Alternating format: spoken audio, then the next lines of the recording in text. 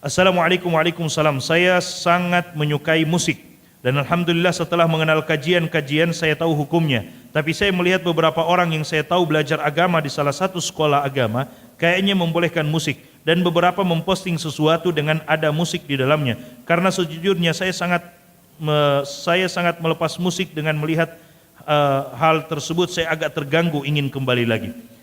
Kuatkan hati.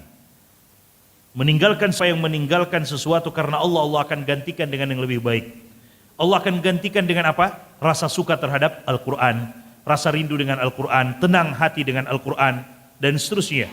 Ala kulli hal, kalau mau berbicara masalah musik, jemaah sekalian, ini yang saya katakan tadi juga. Ini yang saya katakan tadi bahwa kalau kita hanya sekedar, ini kan ada ulama yang berkata, dan tidak mungkin ulama itu berkata dengan logikanya, pasti ada dalilnya. Kalau kita hanya sekedar seperti, benar, perkataan itu benar. Tapi dari sisi lain, kalau kita hanya berkata seperti itu jemaah sekalian, maka kita tidak akan menerima persoalan-persoalan yang disebutkan oleh jumhur ulama misalnya, atau persoalan-persoalan yang disepakati oleh ulama madhab misalnya, dan seterusnya. Karena dalam setiap persoalan, apapun itu, pasti ada ulama yang mau berbeda. Pasti ada satu dua ulama yang menyebutkan pendapat yang berbeda, termasuk di dalamnya musik. Meskipun kita mendengarkan disampaikan ulama-ulama madhab semuanya menyebutkan musik ini haram, termasuk di dalam madhab Syafi'i. Bahkan Imam Syafi'i menyebutkan musik ini dan menyamakan seperti khamar. Ya. Ketika beliau menjelaskan tentang alat-alat musik dihancurkan sebagaimana menghancurkan atau membuang khamar dan sebagainya. Dalam mazhab Syafi'i. Ala kulli hal, kalau kita sampaikan ini, tapi kalau ada orang mengatakan, tapi kan Ibnu Hazm mazhab Zahiri mengatakan boleh. Ya. Ibnu Hazm dalam mazhab Zahiri mengatakan boleh. Kalau di zaman kita Syekh Yusuf Al-Qardawi membolehkan dan seterusnya. Kalau kita hanya mengatakan yang penting ada ulama, maka jemaah sekalian, ya, kita akan banyak meninggalkan dalil. Ya. Kenapa? Karena dalam setiap persoalan pasti ada ulama yang berbeda, pasti ada saja ulama yang berbeda.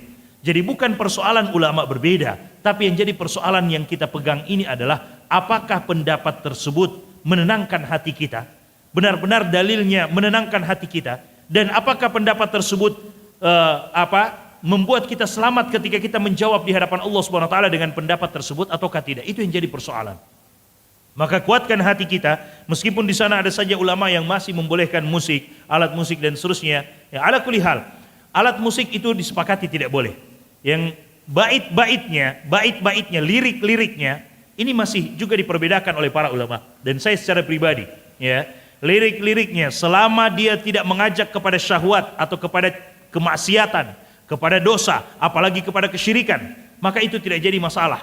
Tapi jangan terlalu banyak. Cuman lirik, ya, tidak pakai musiknya.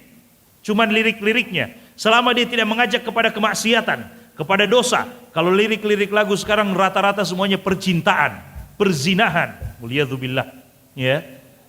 Ya, kalau ada lirik-lirik yang bagus memotivasi kita, ya, bait-bait syair yang dilakukan dan dia memotivasi kita untuk semangat belajar dan seterusnya, silakan, tidak jadi masalah, dengan catatan tidak dibarengi dengan musik dan jangan diperbanyak. Kalau diperbanyak maka kita akan lebih senang itu daripada Al-Quran, akan lebih jauh kita daripada Al-Quran, dan kita akan lebih senang dengan lirik-lirik musik-musik tersebut. Wallahu ta'ala a'lam.